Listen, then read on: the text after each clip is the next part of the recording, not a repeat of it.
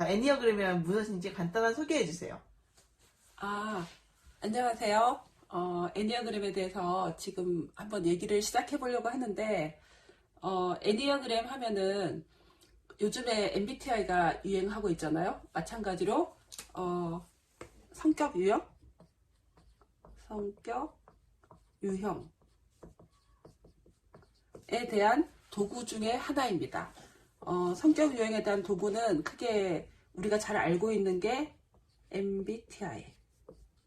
가 있죠. MBTI는 칼 융이 처음 MBTI 기초를 세웠고 미국의 마이어 브룩스라는 이제 사람들이 체계화를 해서 유명해진 성격 유형 도구인데 MBTI는 좀 더 눈에 관찰하기 쉬운 사람들의 특징을 가지고 사람들을 16가지 유형으로 분류를 한 거라면 그 애니어그램이라는 이 도구는 원래 수피교에서 발전되었다고 얘기를 하고 있어요. 그런데 이 애니어그램은 MBTI가 좀 달리 사람들의 숨겨진 동기, 내면의 동기, 왜 저런 행동을 하는가, 이 동기를 토대로 해서 사람들을 9가지로 분류를 하는 그런 성격 유형 테스트입니다. 그러면 다음 질문 넘어갈게요. 성격 유형을 아는 게 왜 중요한가요? 사람들은 다 똑같다고 생각하면 안 되나요? 이게 요즘 이제 굉장히 중요한 문제인데, 사실은 우리가 상식적으로 인간들은 다 차이를 가지고 있다 라는 생각을 요즘 많이 하고 있죠. 그죠? 서로 달라서 다른 거를 이해를 해야 된다, 뭐 차이를 관용해야 된다, 이런 말들을 많이 하는데, 실제로 우리가 살아갈 때는 사람들이 다르다는 생각보다도 나랑 똑같을 것이다 하는 전제로 살아가고 있거든요. 그래서 자기랑 다른 행동을 할 때는 저거 도대체 뭐야, 이런 거에 대해서 불만도 가지고 화도 내고. 저 사람 나 연맥이네, 이렇게. 그렇지. 그러니까 예를 들면 나 같으면 이럴 때 이렇게 반응할 건데, 저 사람이 나한테 저런 말을 하는 건 나를 연맥이거나 아니면 나를 무시하거나 뭐 이렇다. 예를 들자면은 성격 유형의 차이를 보여주는 게 하나가 이제 저의 경험인데, 이전에 저희 남편은 술자리에 가면은 이제 술을 사람들이 다 열심히 마셔요. 그럼 술자리가 이제 무르익으면 저는 외향적인 유형이라서, 자, 무조건 더 가자. 1차 가면 2차 가고 3차 가자. 이런 식으로 계속 이제 달리는 유형인데, 남편은 내향 유형이었어요. 그래서 에너지가 바닥이 나. 그래서 1차 가고 2차 가려고 할 때 분위기에 찬물을 끼얹어. 이제 그만 집에 돌아가자. 얼굴이 이제 약간 하얗게 질리면서. 그래서 그때 외향인 사람들은 이 내향의 행동에 대해서 뭐라고 생각하냐면은, 진짜 자기밖에 모르는 이기적인 사람.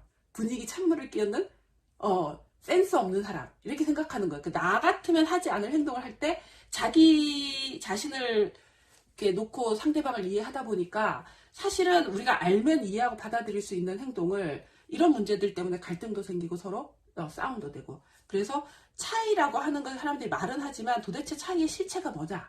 이거는 그러니까, 각각이 다 다르다.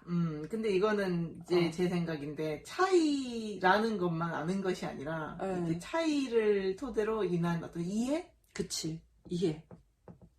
이해를 하려고 하는데 일단 뭐가 다른지를 알아야지 우리가 그거를 이해하고 수용할 수 있는데, 그렇지 않으면 이제 사람을 이해할 때 주로 자기를 추사해서 이해를 하기 때문에, 사실상은 차이란 말은 그냥 공허한 얘기고, 다 똑같을 거라는 전제 하에서 우리가 생활을 하다 보면 갈등도 생기고 불필요한 어떤 이제 소모적인 감정 싸움, 이런 것들이 많이 발생한다는 거예요. 그래서 차이를 이해하려면 성격 유형의 차이를 이해하는 게 굉장히 중요하다. 1번. 또 있어, 또. 또 하고 싶은 얘기가 있는데, 2번은 뭐냐면은 이 차이가 이제 인간 관계의 문제에서도 중요하고, 또 하나는 뭐냐, 우리가 상담을 하잖아요. 그래서 내가 이런 문제가 있어서 뭐 이렇게 상담을 하면은 보통 그 문제를 잘 해결한 사람들이 이제 상담에 대해 답을 해주는 그런 상담가가 되는데, 그 상담가나 성공한 사람들은 자기 기질에 맞는 솔루션을 얘기해줘요. 나는 이렇게 했으니까 성공했다. 너도 이렇게 해봐라. 그런데 사실은 외향한테 맞는 솔루션과 내향한테 맞는 솔루션이 틀리고, 애니어그램에서 이제 뭐 9가지 유형이라고 한다면 이제 9가지 유형에 각각 맞는 솔루션이 다 다르다는 거죠. 자기 기질에 따라 솔루션이 틀린데, 우리는 다 똑같다는 전제하에서 보편적 솔루션을 얘기하니까 들을 때는 그럴듯한데 막상 해보려고 하면 잘 안 되는 경우.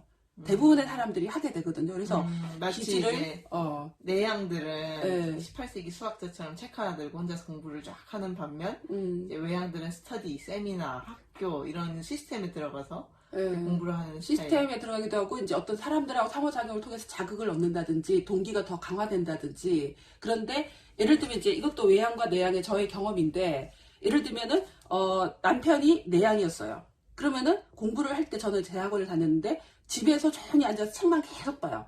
그러면은 점점점 뭔가 이게 학문이 쌓이는 이제 그런 느낌이 든다. 그래서 저도 그거를 한번 흉내를 내보려고 했죠. 근데 저는 외향이에요. 집에서 책을 쌓아놓고 공부를 해. 점점점 뭔가 바닥으로 가라앉고 동기가 희미해져.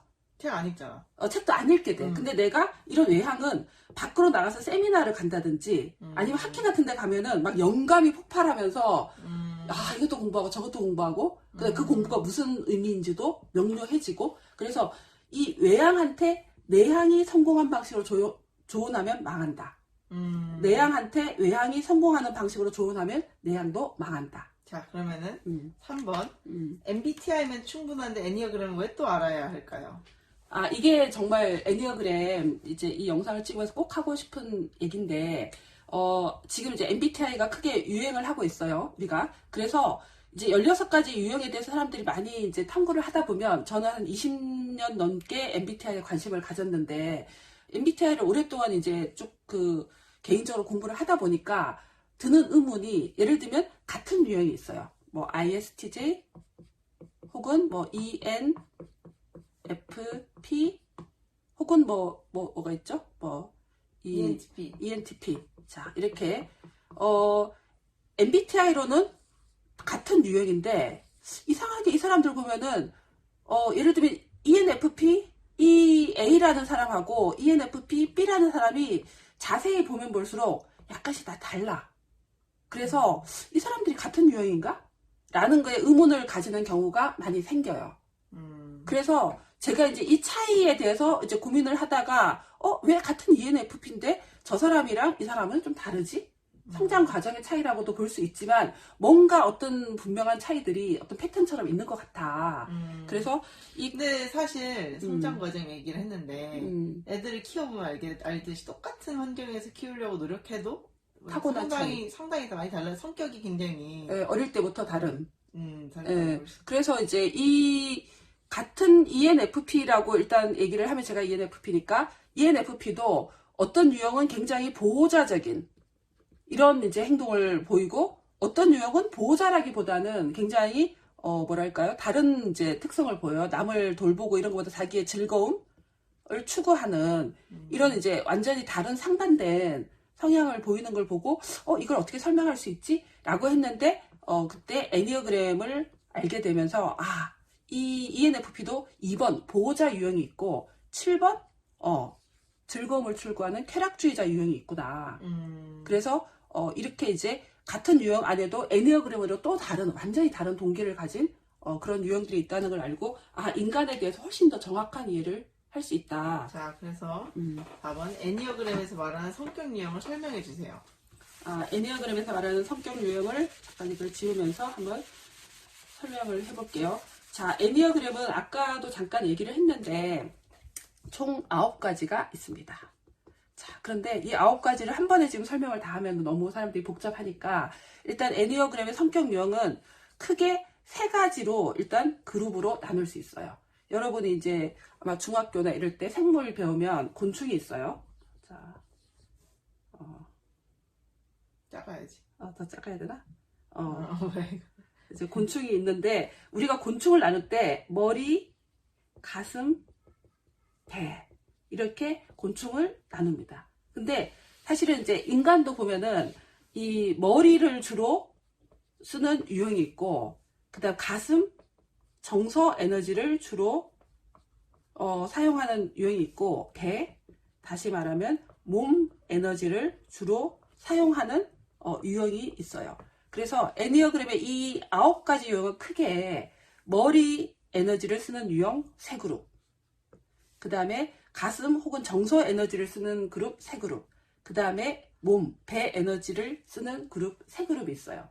그래서 머리 에너지를 쓰는 유형은 5번, 6번, 7번. 그 다음에 가슴 정서 에너지를 쓰는 유형은 2번, 3번, 4번.